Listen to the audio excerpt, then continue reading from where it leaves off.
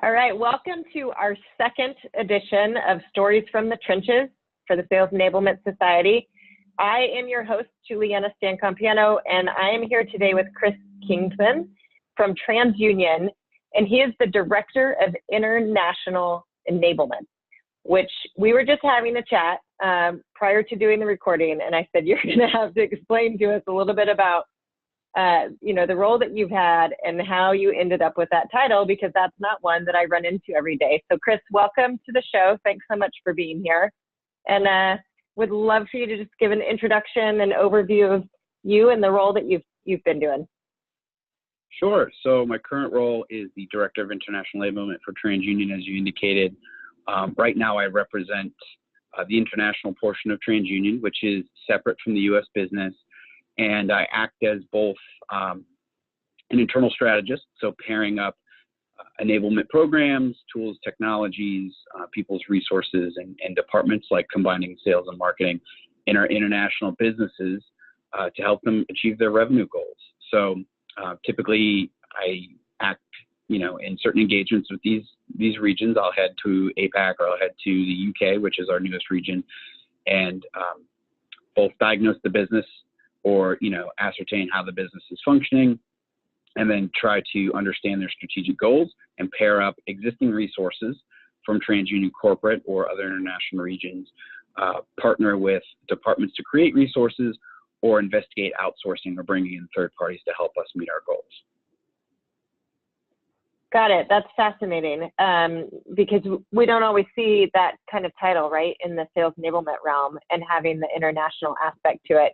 So as we dive into this, I'm not going to go there yet, but I'm curious to know what you've learned from having such a global reach in the role that you're in, and how that's kind of affected your point of view on the enablement or the support, or how you tailor to audiences. But first, I'd like to back up. So Chris has a really interesting background because he's literally built this from being a practitioner and kind of being a one person up to where you're at today. So instead of fast forwarding to today and what you're learning, I'd love for you to be able to give us some history of, how did the sales enablement function start for you? It wasn't one, what did that journey look like? And if you can give some of our listeners kind of some concrete, these are the things that I had to go do, and to educate maybe the business on, or, the relationships I had to have, kind of those types of things in order to just get things off the ground for you. Sure. So I started at a company formerly known as TLO back in 2012 that was then acquired by TransUnion in 2013. I started as in our membership department, and I quickly moved to sales training. So I created a sales training function and customer training function. So for the first year, all I focused on was product training for customers. I executed about 1,000 in a year. And then I moved to sales support. And then from there, I built a sales support function that largely offloaded non-sales tasks for an inside sales function of about 30 to 50 sellers and about 15 outside sellers. And I did that for about 2 years. I was able to get 2 additional resources to come in and offload that. And then I moved to a separate function overseeing mergers and acquisitions from customer integrations. And again, didn't exist. So built the foundations of that, integrated a small technology firm into our firm. And then I went on to build or create a sales enablement function. This was right after the acquisition by TransUnion. We didn't have an enablement function. I had no idea what it was, but I noticed some people that had similar roles to me had that in their title. So I decided to just, talk to my boss and say, this is what I think we should go do. From there, I built out sales enablement programs. So enhanced new hire onboarding, increased sales skills training, introduced Salesforce in a CRM migration. So integrated 2 CRMs, introduced and got everybody on the same page as Salesforce. And then I went back to oversee the sales support function, grew that and doubled it in size to, offload even more non-sales tasks, to where our sellers were spending, your average sellers 30 to 50% of their day is non-sales related, down to about 20%. And then I went on to create a dedicated training role, sales QA role, And then the last thing was formalize the sales operations process and the enablement process to be a strategic fit into our company. That's a lot. That was a lot of what you did. I'd be curious to know, how did you decide kind of what is sales enablement? Like, how did you come up to the different things that you decided to include? And can you tell us what it is or what it does include from your perspective? Sure. What's so important? I wanted a really simplistic focus as sales enablement became more and more relevant, I guess, across, or it emerged, right? You should say that.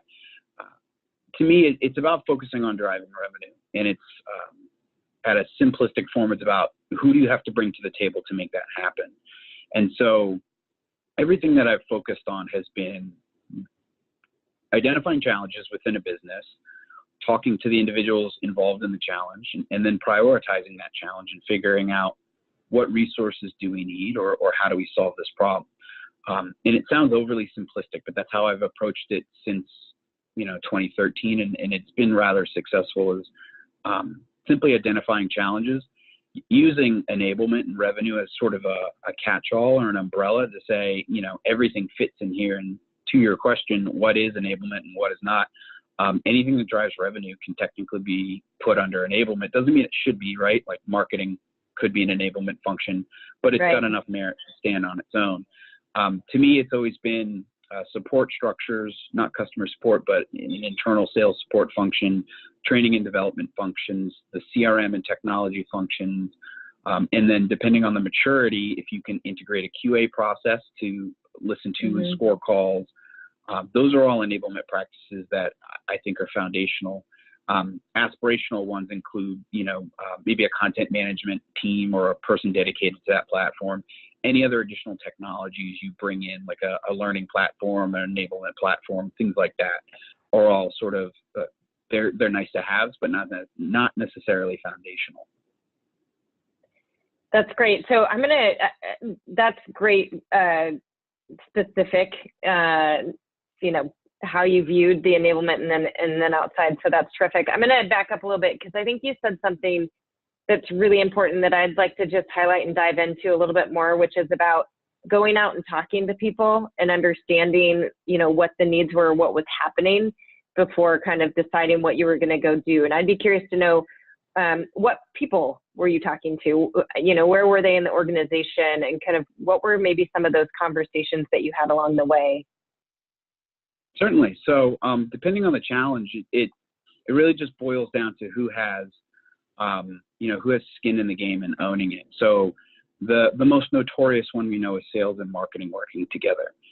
So I would typically go to whoever oversaw marketing for the particular business unit I was in and say, this is what sales need. Because if sellers and marketers are constantly butting heads, this is the opportunity to act as the mediator, right? Come together, bring them both to the table, sort of get it all on the table. What do you need? What do you want? Let's bygones be bygones. You guys never work together. That's fine.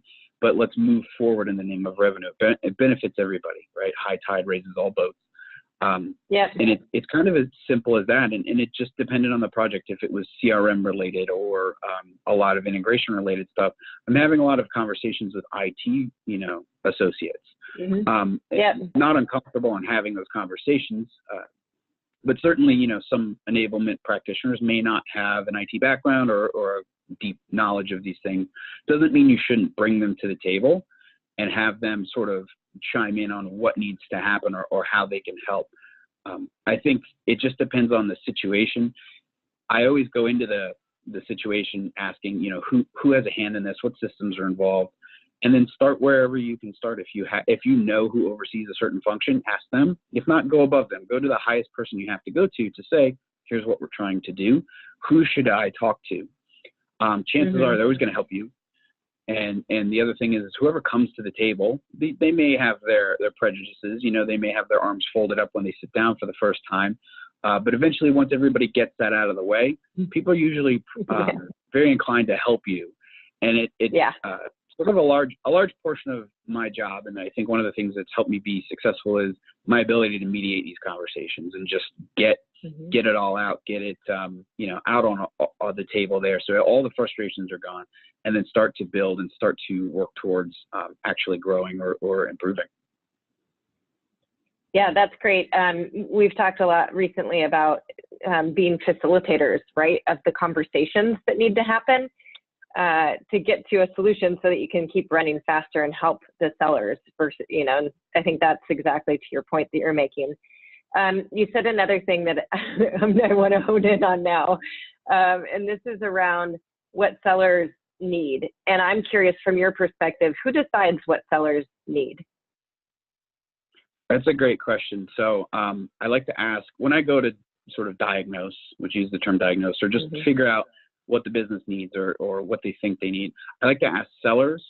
I like to ask non-sales people, so people that are tied to the sales process, maybe a support team, maybe a billing team, and then sales leaders. Everyone has a different interpretation of the problem. And usually the more people you ask, the more information you're going to get on a challenge or a problem. If you know your business well enough, you'll be able to distill down what the real challenge is. So if a seller says the leads aren't good or we're not getting enough leads, well, that's one opinion. Marketing says they're supplying leads. That's another opinion. And then sales leadership chimes in with, well, they call the leads once and then they move on. Okay, so what's the real problem? The real problem is they're not putting in the effort to actually work the leads. So you put in, accountability measures. You explain, here's why you won't get more leads. Bring everybody to the table, inform them of this is the solution that we've come up with. No one's to fault. Let's move forward and let's fix it. And it's usually based on those conversations that the people involved with the problem usually have a portion of the solution. They may not have all of it, and you need sort of all the buy-in across the board to get it to stick. Yeah. So in my mind, that this is such a critical aspect of figuring things out so that you can enable to move the dial, right? And you can't just go to one audience, exactly to your point, and listen to them, because they're going to have a portion of what the challenge is, but everybody's going to have their different perspectives. And what I like about it, and I think in part is what you're saying, and we do this, as well, it's you look across the patterns, right? So normally there's some patterns that stick out in those conversations that are the same versus the nuances that are different, and then try to kind of hone in on what those are and move those forward, which I think is super critical. And we just, from my vantage point at least, we don't see people doing that nearly enough. We see a lot of one-sided points of view, and that's something that always really irritates me. It's well, says who? Who said that exactly? And was it a seller? Was it a sales leader? Was it somebody that supports them? Or was it somebody that just has an opinion, right? To your point, lots of opinions can be running around. So I'm curious, as you've been doing this, can you talk a little bit about how you have measured the value of the sales enablement that's been happening at TransUnion that you've spearheaded?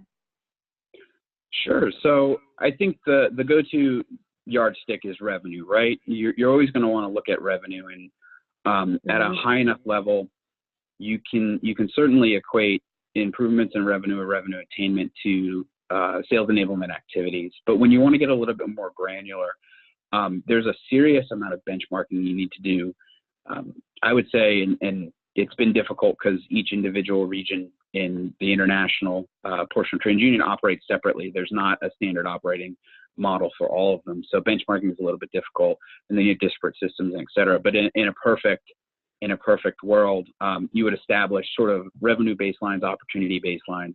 You would establish your KPIs, your metrics, and then you would butt those up against the sales enablement calendar or a programs calendar or anything that would influence or upskill or train your people. And then you would look for sort of periodic improvements that kind of match along your sales cycle. So if you introduce a 5-part advanced skills selling series and you have an 18-month sales cycle, you're going to want to look at origination dates of opportunities versus close dates. Are they getting shorter? Are they the same? And is your average deal size going up? You may not know till 18 months later. In which point the other thing I look at or try to look at is you measure anecdotally, get feedback from people not say, did you like it? Yes or no, but, what did you take from this? How have you used it? Testimonials go much farther, right? Especially when you put somebody through a program or a training and they emerge on the other side and they're able to demonstrate it. That's usually a pretty good indication that it's stuck. Because you can stand and lecture to people, but the real proof is can they do it, right? Can they articulate it? Can they practice it?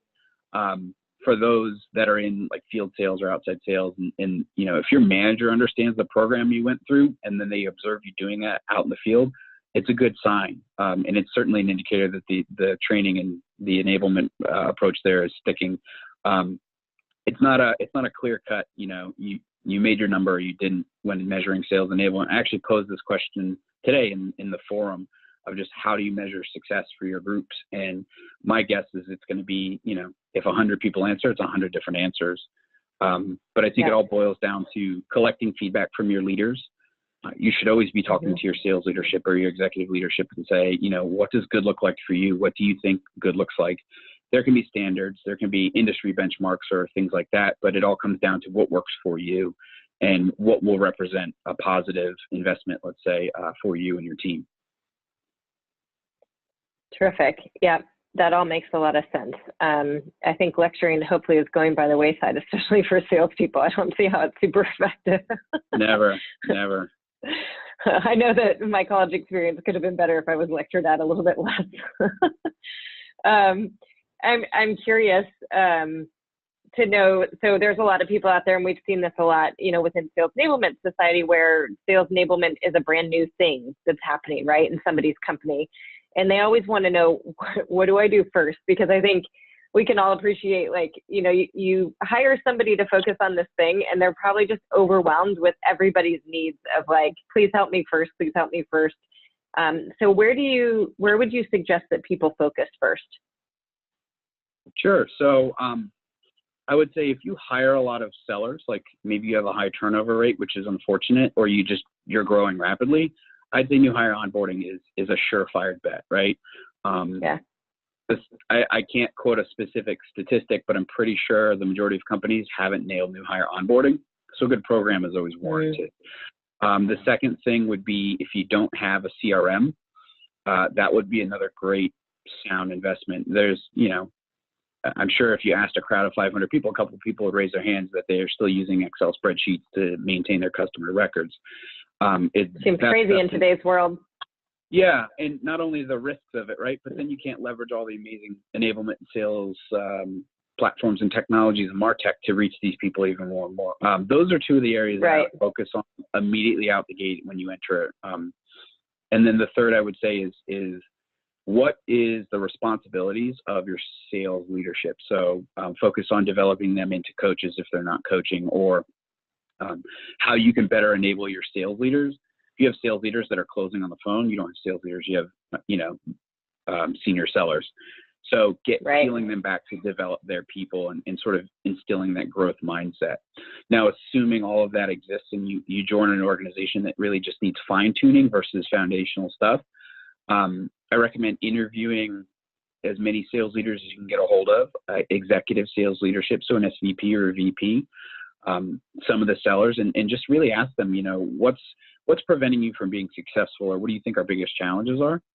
Just let people ask that one question and let people unload on you. They'll get everything out, take copious amounts of notes, and then take your notes and quantify them, right? Put them in, assign categories, assign weights, priorities, whatever you need to do. There will be themes that will emerge consistently across what everybody's telling you. Back to my previous point, everybody has just a certain view of that challenge. This is a great way to get multiple, viewpoints of this challenge and kind of step outside the box, or as a newcomer, look at it and say, okay, here is the problem. You guys have all indicated this is a priority. Here's what everyone is saying. Here's what you think can fix it. And then sort of conclude your own, solution to the problem. One of the great things about that is, people in the business, they know what the problems are. They just don't have the time to solve them. Nobody goes to a business and usually says, well, these problems exist. Let's just live with them. Everybody would improve if they could, or if they had the resources to. Yeah, I think that's a great point. to talk about as well. It's like, rarely does somebody walk into work every day and it's like, how can I make this a bigger problem, right? It's like, exactly to your point, it's more of a bandwidth thing. And it's like, yeah, I know these exist, but like, look, here's all my priorities, that I'm trying to get through, and everybody's got those on their plate. And so again, I think what's interesting is going in and understanding kind of the lay of the land first is what I heard from you. Where are we today? What does it look like? What is going on? Because a lot of times I think that even if sales enablement isn't a function per se, there's typically sales enablement happening, right? And so it's kind of understanding, well, what is happening and who is doing what and where does everything lie? And then going out, and I love this that you've said a few times now, talking to sales leadership, talking to sellers, talking to all the different audiences, taking all the notes, looking at where everything's at today, looking across all the notes and the patterns that you're finding, and then start to really kind of hone in on where do you start, where you're going to provide, the most value in probably the shortest term. Because I think the other thing that we've heard from some of these interviews is having a short win from being new to sales enablement can provide you, what you need to keep going and to then eventually try to get some additional funding or whatever. And you've talked a little bit about this, so I kind of want to jump to maybe more modern day, Chris, today. You've been able to get that funding and to start hiring more people. So what was that transition like for you, and how did that start happening? Sure. So I'll cite the sales QA function that I built. It happened to be that as an enterprise, we had a call recording system that was used at a different business unit, and I brought to the business that I used in the US. So I talked with the people that owned a QA process, and coming from the industry that I'm in, we have a lot of compliance, right? And so I took their compliance-based program and sort of turned it sideways and put a sales spin on it. So rather than screening calls for compliance purposes, which we did, what I wanted to ensure was an organic sales conversation was happening. So all of these calls that, I guarantee you and I still get of, hey, Juliana, how's it going? Just what's the weather like wherever you are? Those are nowhere to be had anymore in that particular business. And we put together a system to stamp those out. And so on the side of my desk, I got this technology installed. I started screening calls. I created a simplistic scorecard and evolved the scorecard along with my sales leaders. And I would continually meet with the leaders to say, okay, what's a good call? What's a bad call? Let's create a scoring system. What do you want to hear? What don't you want to hear? What's a red flag, right? All of the things that you can Google. You can Google these things now, but we sort of just went through these conversations. The reason I'm so adamant about sitting there and talking to people, and whether you like meetings or not, you get their buy-in and their input into the process. Yeah. So when you have something stood up and ready to go, it's not originally yours. It's just a collection of everybody's feedback, and they're already bought in.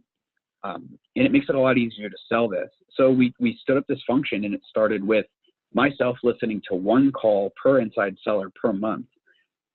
We proved the value. We used it as a coaching tool.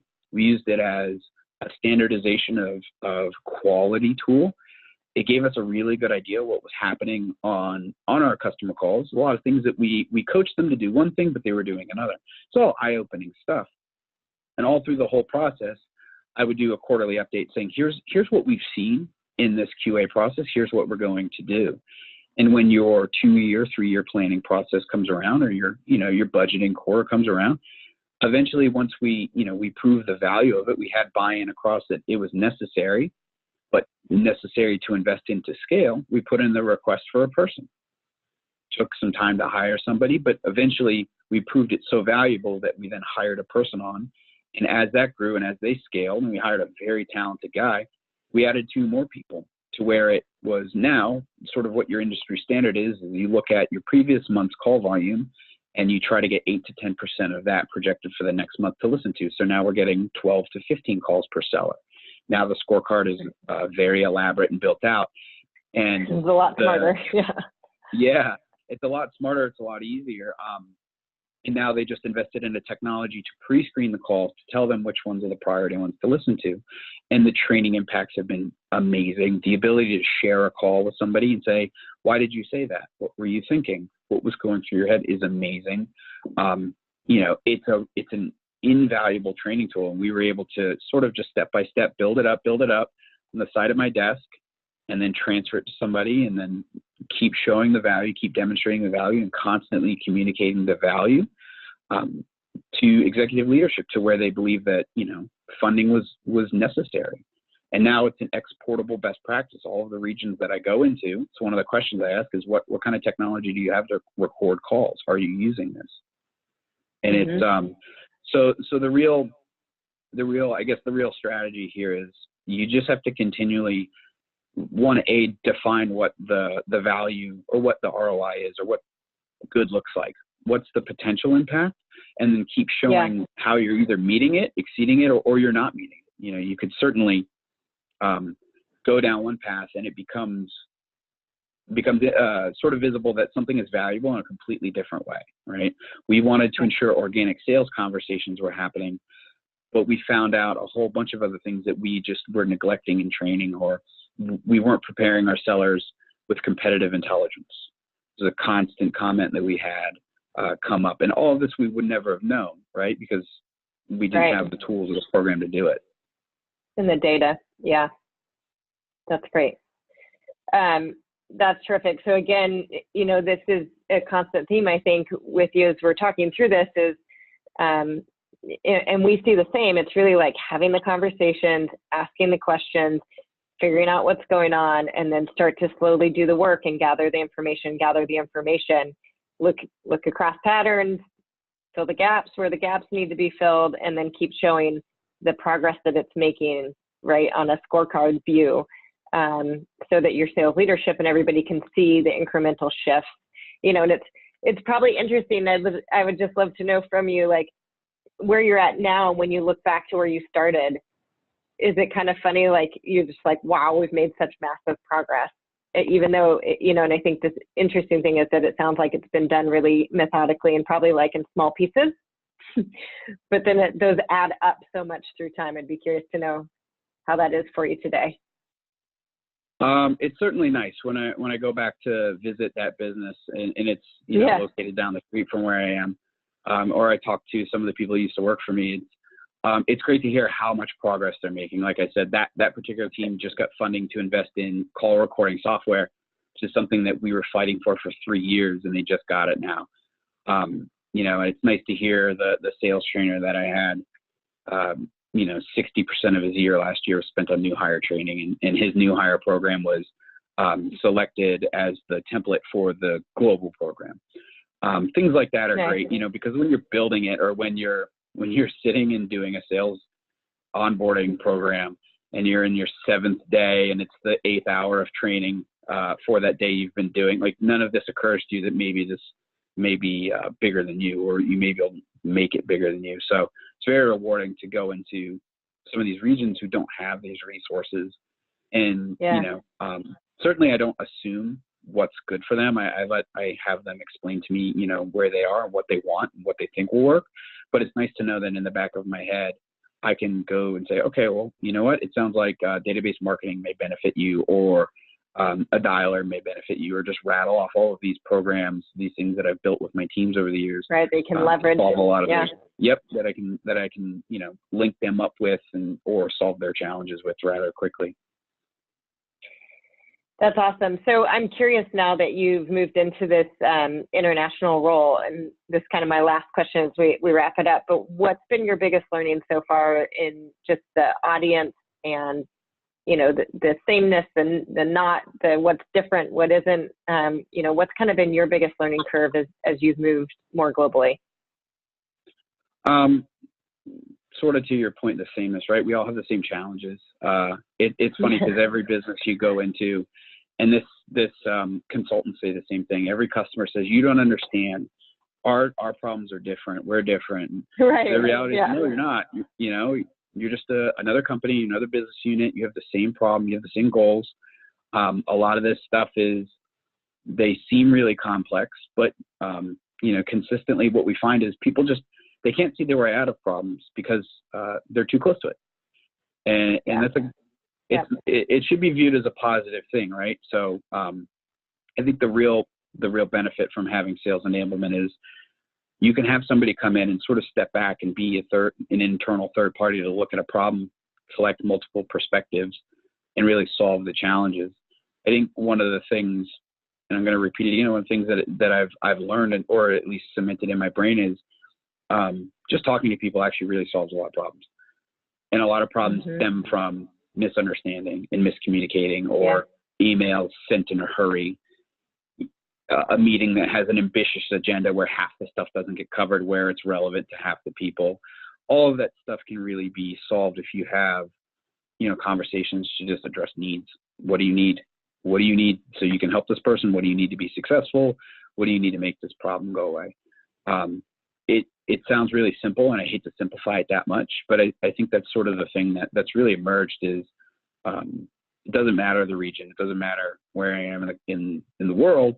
I can sit down with a sales leader. I can sit down with anybody who represents, a support function and just talk to them and hear their challenges, let them vent, and then we go solve the problem. And it's sort of it's a nice universal language. I think it's great though, and in the work that we do, I think it's very similar that sometimes, we're just the outside perspective or whatever that comes in and asks the questions. And you're like, well, did you know X, Y, and Z? And people are like, no, nobody ever told me that. But you can get which I appreciate that you kind of have this external lens, like you're consulting to your business to a point of view, right? Versus,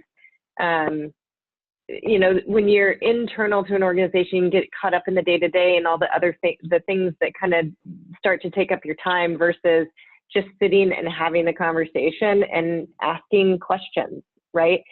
And you're right. It does seem so simple at the end of the day. And we get told that sometimes. It was like, well, I could have done that. And I'm like, yeah, you totally could have done that.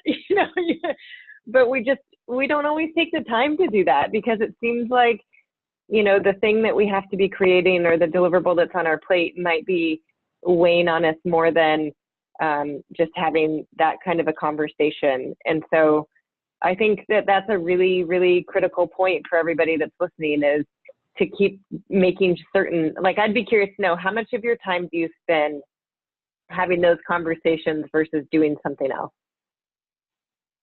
Now I would say half of my day is focused on either talking to people or educating myself on a problem or a solution or some sort of condition. I think it's important, especially in this role, in an enablement role, if you want to go from a practitioner to a leader, is you really have to cement your skills as a listener, as a critical thinker, as a problem solver. And the only way to do that is to educate yourself and constantly stay up on, technology trends, process, or listen and educate yourself on your own business and listen to what challenges they're coming up against, what they've tried, what they haven't done. That way, when you go to have these conversations, you're much more informed and you're much more ready to, tackle a lot of the larger problems. Yeah. That's great. And it's so good that I kind of just want to end there because now I want to start asking you where you educate yourself, but I feel like we've been talking for quite some time. And so if people want to reach out to you, I know you're in the SES community, they can ping you, ask you questions because I personally think that'd be a great curiosity question of like, well, where do we go and educate ourselves to be better, enablement practitioners and whatnot within our business. So I'd encourage anybody to go out and reach out to Chris and ask him more questions based off of this and to keep the dialogue going. So Chris, thank you so much for being on from Stories from the Trenches and really appreciate it. We will talk soon, I'm sure. Thanks.